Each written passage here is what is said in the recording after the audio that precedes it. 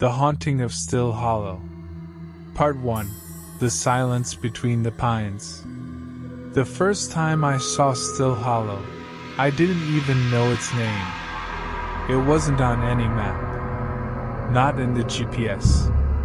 Not even buried in the dusty stacks of the county archive where I've uncovered everything from plague pits to unmarked battlefield graves. But I found it, sketched in the margin of a weathered, yellowed map in a collector's lockbox. The kind of find people like me live for. Scribbled faintly in trembling pencil between two rivers was a note that simply read, Still Hollow, burned 1886. Buried. Let lie.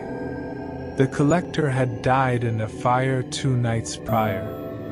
An accidental blaze, according to the local paper. An overloaded fuse box, they said. But I'd been in the house before it was boarded up. The smell in the basement was wrong. Not soot, not melting insulation, something older. Coppery. Rotten. Like old meat left in a jar. In that basement I'd found a series of binding symbols burned into the concrete with salt and wax. Folk magic. Backwoods stuff. The kind of rituals they stopped writing down 100 years ago, passed only by whisper and blood. And me? I was the idiot who whispered back. The letter that led me there had no name, no return address. Just black ink on gray paper, smeared in the corner like someone wept while writing it. You're the one who hunts the old things. The ones people whisper about. Come to Miller's End. She's waking up. Bring salt and blood. The seal was an open mouth filled with nails. I'd seen that symbol once before, scratched into a dead tree in a forgotten part of the Virginia woods.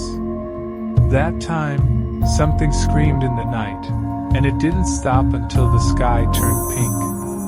I drove to Miller's End in a battered old Bronco packed with enough supplies to fight, bless, or burn whatever I found.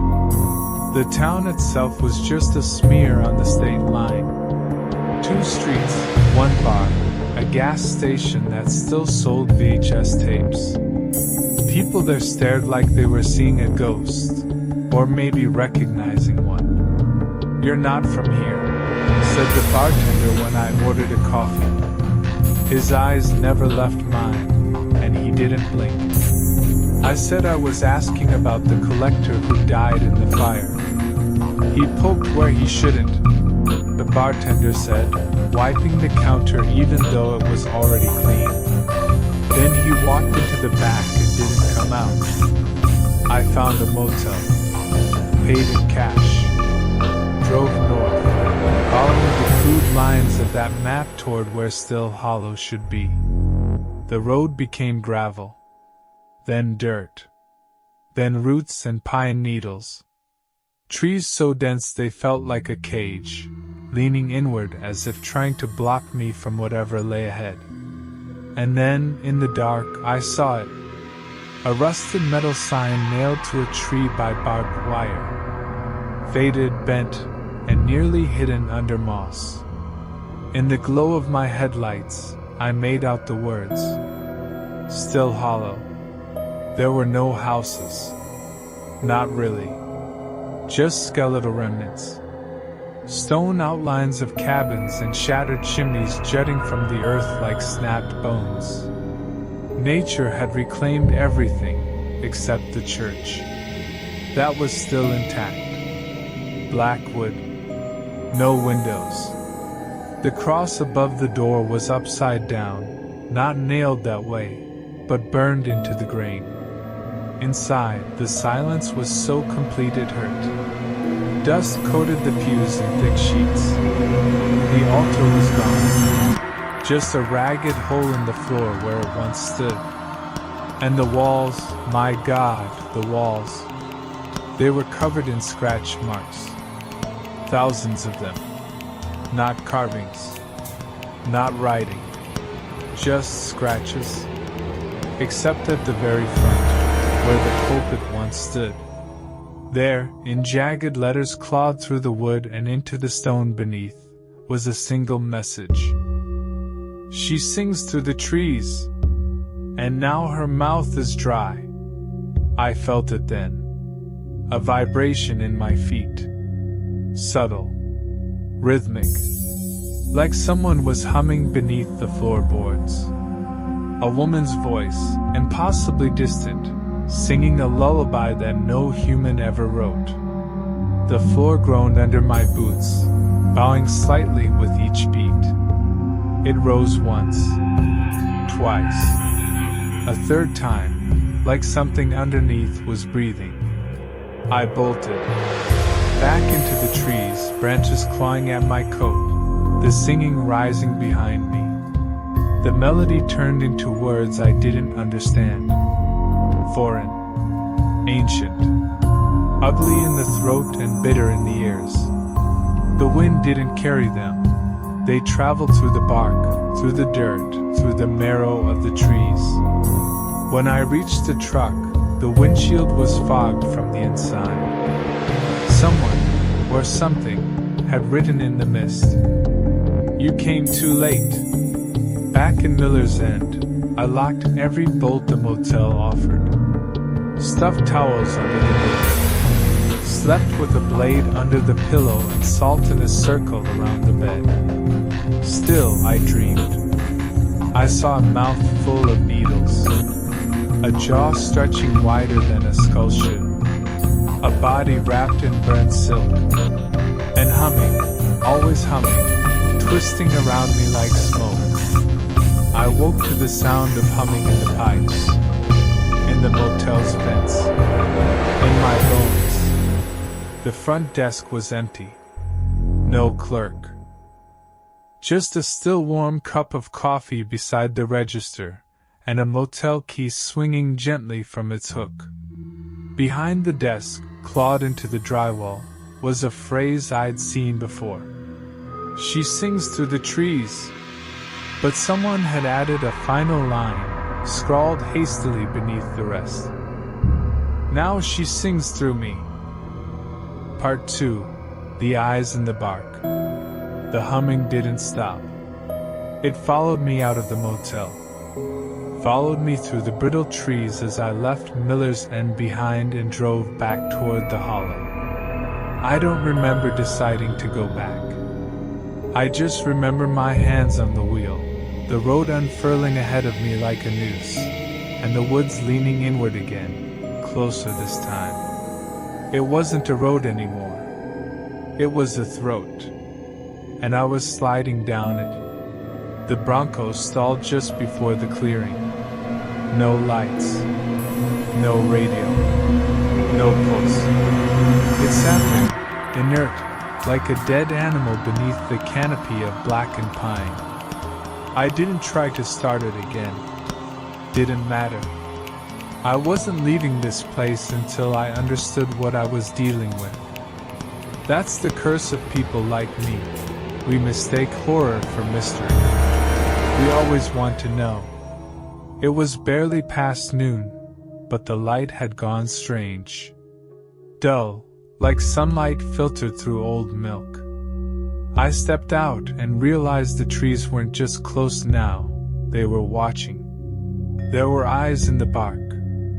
Tiny, black pinholes ringed in red, some blinking slowly, others open wide and unblinking. Dozens of them. Maybe hundreds. Carved into the trunks, or maybe grown into them. I couldn't tell where the trees ended and the watching began. As I moved, they followed. Not all at once. Just a few.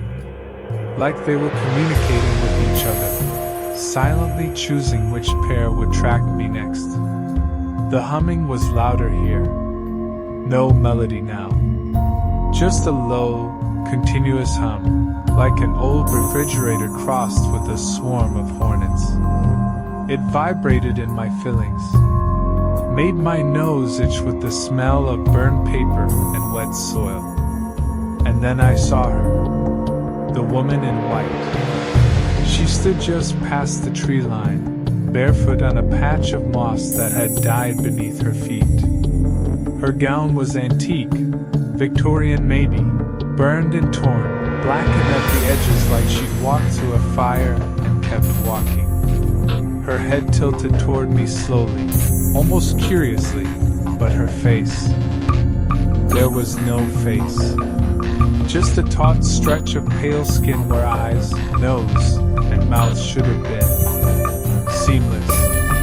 Like someone had wrapped a body in wax paper and forgotten to add the final details. But she could see me. I knew it. Even without eyes, I felt her gaze sink into the soft meat behind mine. She didn't move. Just stood, one hand at her side, the other raised as if holding something small. Delicate. A tongue. Fresh. Pink. Still twitching. That did it. I turned. Bolted for the truck.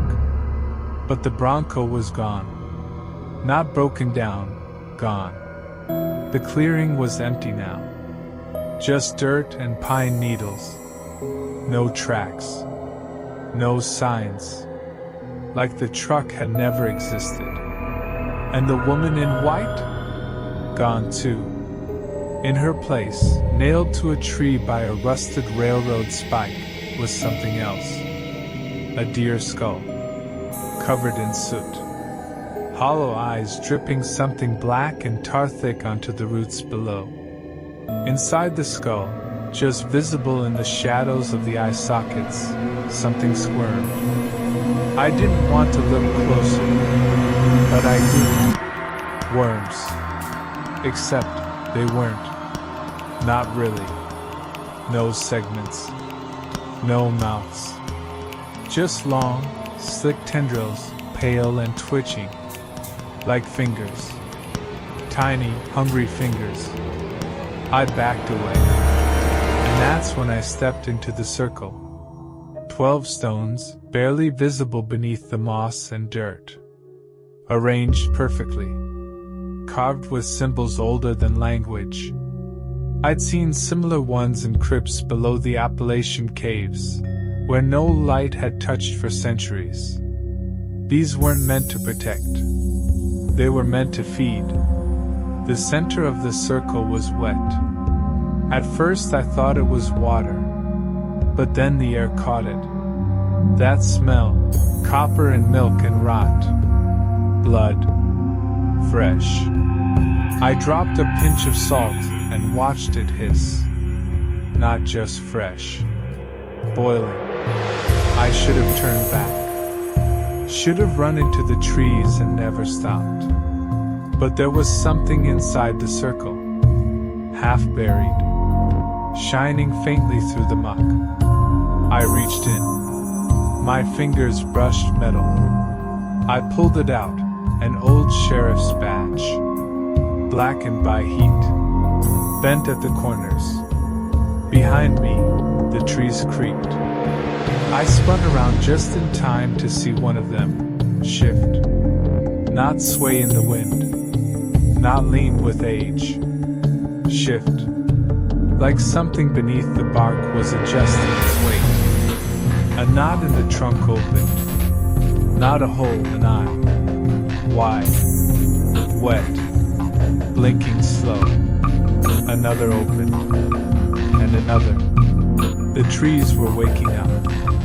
I backed out of the circle, the badge still in my hand, heart hammering hard enough I could taste copper in my mouth. I turned to run, and stopped, because the woman in white was standing in the path ahead of me now. Closer. This time, her head was tilted in the other direction, and her hand no longer held a tongue. It held a mirror. Old. Cracked. Silver-rimmed. The kind you'd find in a coffin next to a comb and a folded letter. She raised it toward me. I couldn't help it. I looked. My reflection was wrong. My eyes were missing. just hollow sockets. Black, still bleeding. And behind me, standing inside my reflection, like it was her window into my world, was something huge. Wrong. Bent backward at the joints. Its mouth was filled with teeth that didn't match. Some were baby teeth. Some were animal. Some were jagged like broken glass. All of them smiling. I dropped the badge. The mirror shattered. The woman in white vanished. But the hum didn't. It grew louder. Rose in pitch. Became a scream, but not from a mouth. From the ground. The earth opened like a blister, and something pale pressed up from below. Fingers. Long and warped. Not reaching for me. Just feeling. Exploring. Searching. And then they withdrew. The ground sealed. The silence returned, too loud to bear. I stumbled out of the woods. Hours. Days. I don't know how long. All I know is that eventually I saw headlights, and then I was in the back of a pickup, the driver saying something about losing your damn mind out there. I didn't argue. Back at the motel, my room was different. The bed was made. My bags were gone. My salt circle disturbed. The mirror above the sink cracked and scrawled into it with something dark and sticky. She sees you now. Part 3. The mouth beneath the church. The next morning, I couldn't find my voice. Not like I'd gone hoarse. Not a sore throat. I mean gone. No rasp. No whisper. My mouth opened, but nothing came out. Like something had taken it. The humming was still there. Low and ever present, crawling through the corners of my mind like a fever dream. I could feel it in the motel bed, pulsing under the sheets like some hidden vein. That motel room wasn't mine anymore. My things were gone. Not moved. Gone. Not even the dust where they'd been. In their place was something wrapped in cloth on the nightstand. A bundle. Twine binding it shut. Brown stains darkening the folds. I shouldn't have opened it. Every part of me screamed not to. But curiosity has always been louder than fear in my head. That's the sickness that haunts people like me. Inside was a strip of skin. Pale. Too fresh. It was still warm. On the back, something had been tattooed or branded into it. A symbol I didn't recognize. A ring of open mouths, each devouring the tongue of the one before it. And beneath that, coordinates. Burned into the flesh. I didn't grab my bag. I didn't call for help. No one would believe me. I didn't even try to explain it to myself. I just took the strip of skin, shoved it into my jacket pocket, and drove, this time in a car that hadn't been there the night before, parked neatly outside the motel like it was meant for me. Keys already in the ignition. Engine warm. The forest welcomed me back with open arms. Still Hollow wasn't the same anymore. The trees had grown closer. The path had changed. What was once a loop of deer trail and moss was now a deliberate corridor. Arched branches formed a tunnel of sickly green light. Every few yards I passed totems, bundles of teeth tied with human hair, dangling from the branches like ring chimes that didn't make sound. The coordinates led back to the church. Of course they did. I parked in front of it and stepped out. No birds. No breeze. Just the hush of a place that remembers everything that's ever bled into its soil. The door opened on its own.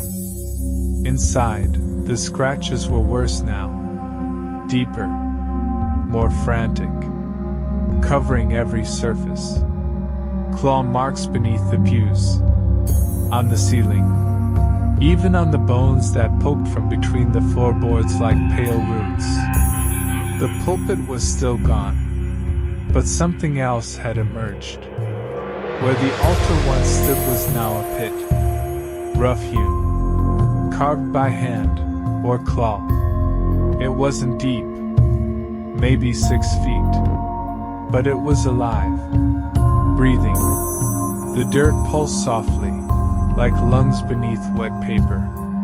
Roots writhed like worms, slow and aimless, glistening with black sap.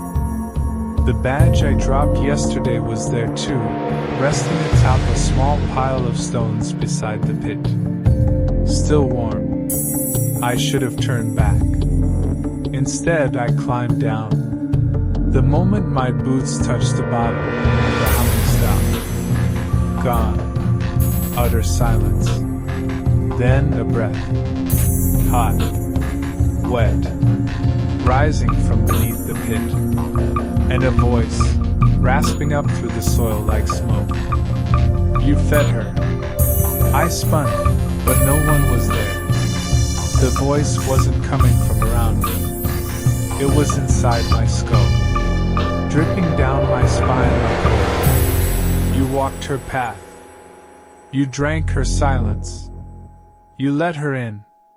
I stepped back toward the wall of the pit. And that's when I felt it give. The dirt behind me crumbled, and I fell through. Into darkness. The fall wasn't far, but the impact was wet. My hands landed in something soft. Slippery. I raised them. Even in the dark I could see the sheen. Blood. So much blood. The chamber beneath the pit wasn't a crypt. It was a mouth. A circular tunnel, its walls lined with cracked stone and veins of glistening black root. Flesh pulsed in patches. Not metaphorical flesh, real, pale and sickly, like skin stretched over damp walls. Here and there, I could see eyes, half-formed and twitching in their sockets. She'd been growing herself beneath the hollow. The root. The silence. The hunger. It was her. Still hollow wasn't haunted. It was gestating. A clicking echoed through the tunnel. No, not clicking. Clawing. A figure crawled from the far end of the chamber. Human. At first glance. Naked. Pale. Mouth sewn shut with wire. Eyes missing, hollow and dark, bleeding quietly. But its fingers, wrong. Too long. Too many joints. They scraped the floor as it moved, dragging itself toward me like a broken spider, leaving a trail of blood and bile behind. I couldn't move. Its head jerked with each lurch forward, twitching toward sounds that weren't there. And then, it smelled me. It froze, lifted its face to the ceiling, and screamed. Not with its mouth. That was sewn shut. The scream came from its stomach, a gaping mound lined with teeth, stitched open like a puppet's grin. From it came that same hum, rising in pitch, gaining words. She was speaking through it, and she said my name. She knew me. I ran. Scrambled back through the pit, up the stones like a man clawing out of his own grave. As I reached the top, the church pulsed once.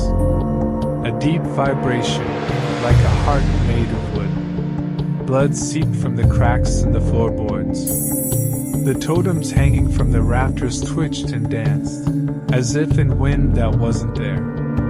Then nothing. Silence again. but not peace. Hunger. I backed away. The figure in the pit didn't follow. It just sat there, smiling with that stomach, twitching, blind, and still hungry. I fled the hollow, but it didn't let me go. Back in town, I found my motel room sealed. Door nailed shut. No clerk. No other guests. My name no longer on the registry. Like I'd never existed. When I went to the Goat's Bell, the bartender looked at me like I was meat turned inside out. "You still here?"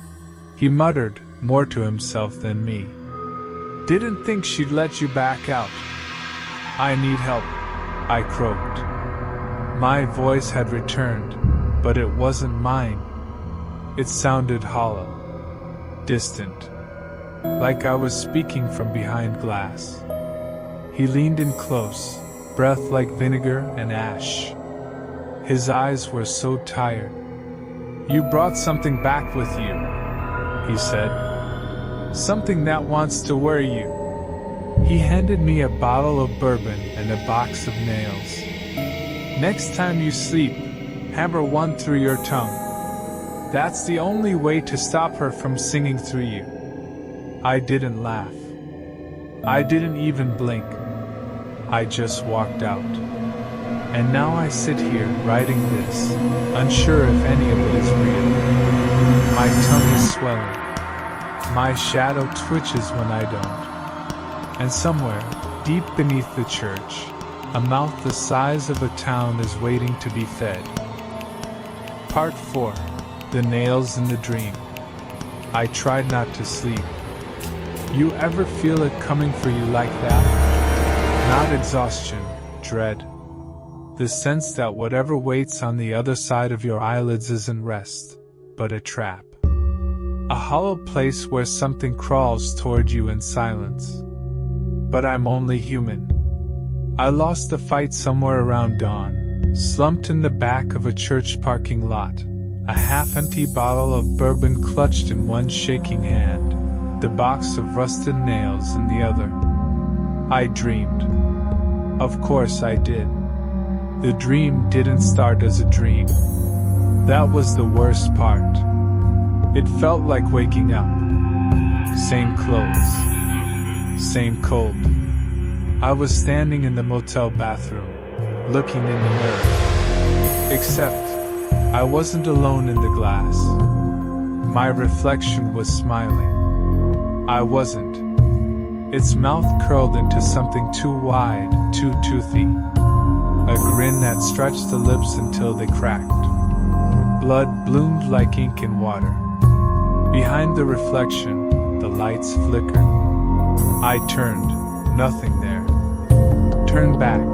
Now my reflection's eyes were hissing. Hollowed. Black sockets lined with pulsing red. Still smiling. And then, it reached up and placed a nail, long, jagged, corroded, against its own tongue. I felt it. Not in the dream. In my mouth. My tongue burned. I gagged, coughed, staggered back. Metallic taste flooding my throat. I screamed. But in the mirror, I just grinned. It leaned closer. I could smell it now. Damp rot. Like a basement after a flood. Like something buried alive and still breathing. The reflection pressed its forehead against the glass. And whispered, "If you don't silence yourself, she will." Then it shattered. Not just the mirror. The dream. I fell backward through the bathroom, through the motel, through the floor and into still hollow. Again. Always. I stood in the center of the forest. It was wrong now. Skinned. The trees had no bark. Their pale wood gleamed like bone under a corpse moon. The ground pulsed, soft and veined. Eyes blinked in the mud. Mouths opened in the trees. tongues swayed from their branches like fruit. A wind passed. It didn't rustle leaves. It spoke, not in words, in intention. It said, "Stop running. Come below. She's waiting." Something moved between the trees. A dozen figures. No faces. No hands. Just silhouettes. Flickering. Wrong. I ran. The forest bent as I moved. Trees arched to form corridors that led nowhere. Paths curled back on themselves. Every route brought me deeper, closer to the heartbeat. I heard it now. Not a hum. Not anymore. A thudding. Heavy. Wet. Too slow for a human. Too loud for anything natural. The forest exhaled. I dropped to my knees. Ahead of me, the church. But it wasn't a church anymore. Its walls were flesh. Pews made of ribs. The steeple pulsed, a giant, blackened tooth reaching for the sky. Its door was open. And the pit inside? It had spread. Now a spiral staircase of bone led downward. And at the base, nothing but dark. And singing. But not beautiful. No lullaby. A dirge. A funeral song, spoken in the language of wasps and wolves and rot.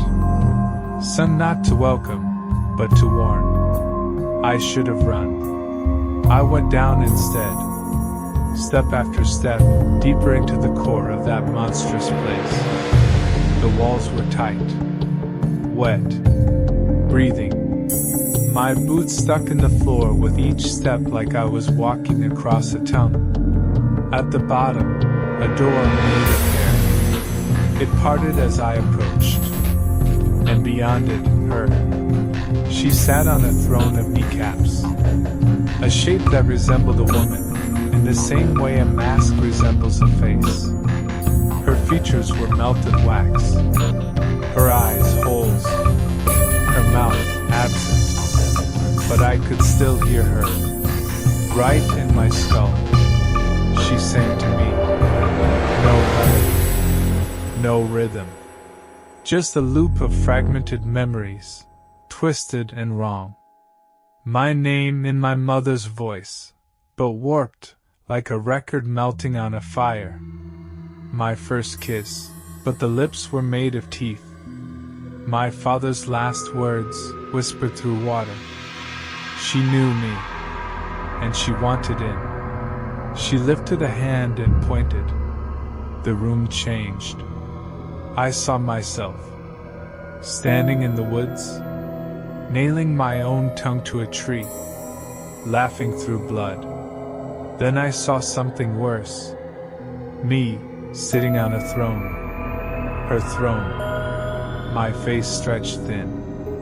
My skin a mask on something else's bones.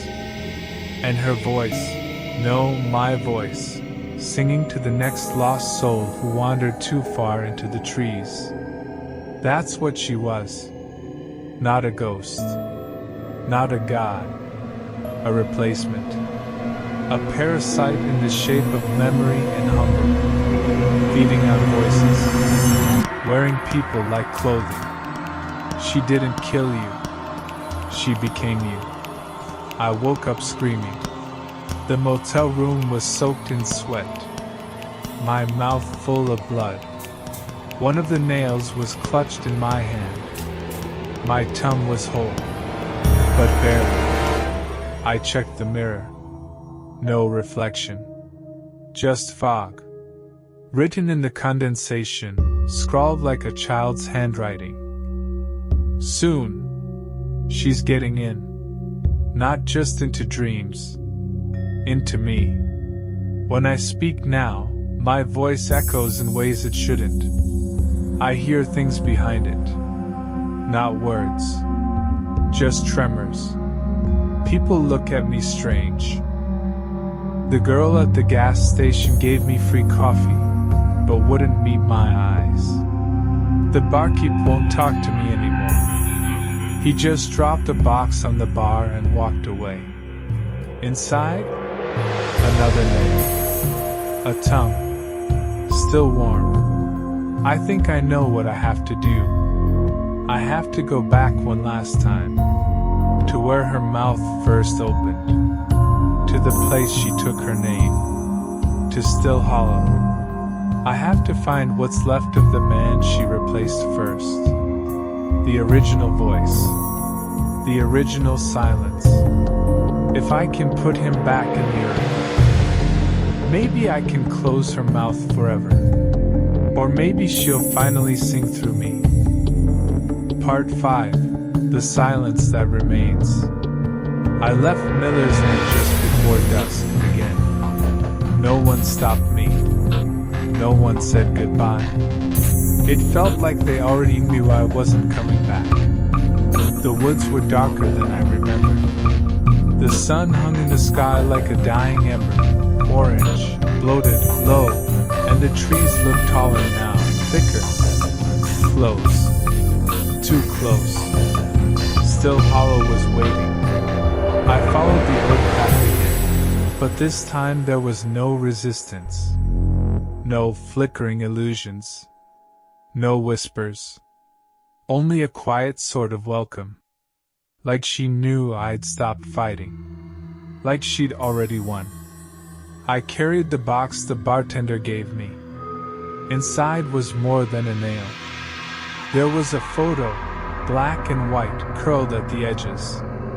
A man in a sheriff's uniform, standing in front of the old church. Adrian Carter, it said on the back. He had my eyes. And a scar across his neck. The resemblance was more than unsettling. It was familiar. I didn't understand until I stood at the edge of the clearing and the church came into view again. This time, the steeple was gone. In its place, something growing, twisting, towering upward like bone made from smoke. A spine, maybe, or a throat. A column of flesh and ash. And at its base, the door gaped wider than before, leaving shadows. I stepped through. The church was nearly gone. The wooden walls had split, peeled back, unfolded like petals. The ceiling opened into the forest above, which now had no sky. Just roots. And eyes. So many eyes. The pit in the center was no longer a hole. It was a mouth. A yawning, circular chasm, lined with rotted teeth. Roots snaked around it like veins. The air was humid with breath. Her breath. It smelled like rot and old blood. Like silence that had been held too long. She was near.